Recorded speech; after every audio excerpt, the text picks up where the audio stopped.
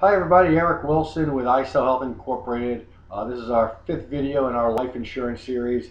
Today's questions were, what should I consider in naming a life insurance beneficiary, and does it make sense to replace a life insurance policy? We will start with the beneficiary one. Usually when you write a policy, you have your options of a primary beneficiary, a secondary beneficiary, or assign it to your estate. Now, if you really have nobody that you want to leave your money or your legacy to, then the estate is fine. The problem there is it always has to pass through probate. So if you are putting it through your estate, then that's got to go through probate. And it just ties up the funds for longer. It's always good to have, like, if it be your spouse or your kids be a primary. What I would recommend to a traditional family marry with a couple of kids. Maybe have your spouse be your primary beneficiary, and then maybe have your kids be equal, 50% or 33%, depending on how many kids you have. Uh, Contingent beneficiary. So if something were to happen to the primary beneficiary, that we don't have to redo the contract twice.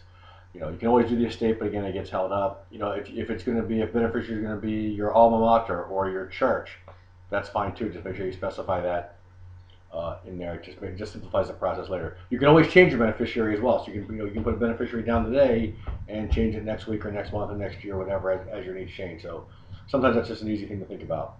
But it's easiest to say estate when it's you really have no. That's probably not always the best way to go.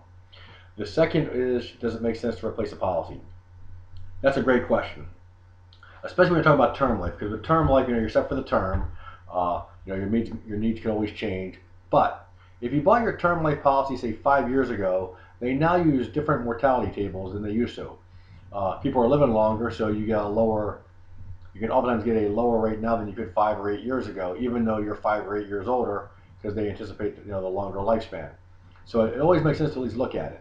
Now, if you're trying to replace it, move from convert a permanent life, a term life to a permanent, sometimes you can do that with your current carrier without underwriting. Sometimes that makes sense again with the new mortality tables.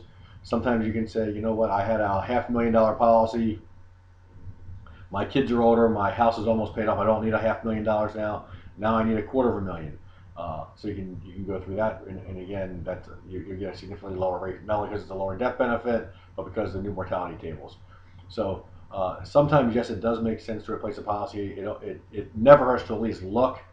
You can always go through the underwriting process and never cancel your current policy until you've accepted the new policy. That way, if you do not happen to qualify as good as you did, 5 or 6 years ago due to a medical issue, and the rate doesn't come back lower, then you still have your old policy in place.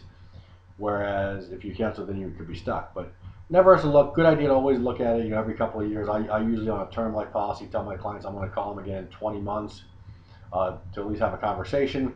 And if their needs are the same, we might be okay. But we can always, oftentimes, review that too. Because in 2 years things change. You get older, your needs change, and always good just to review. You shouldn't look at a 20-year term policy or a 30-year term policy as the only policy you're going to need over the next 30 years. You should always take some time to review things.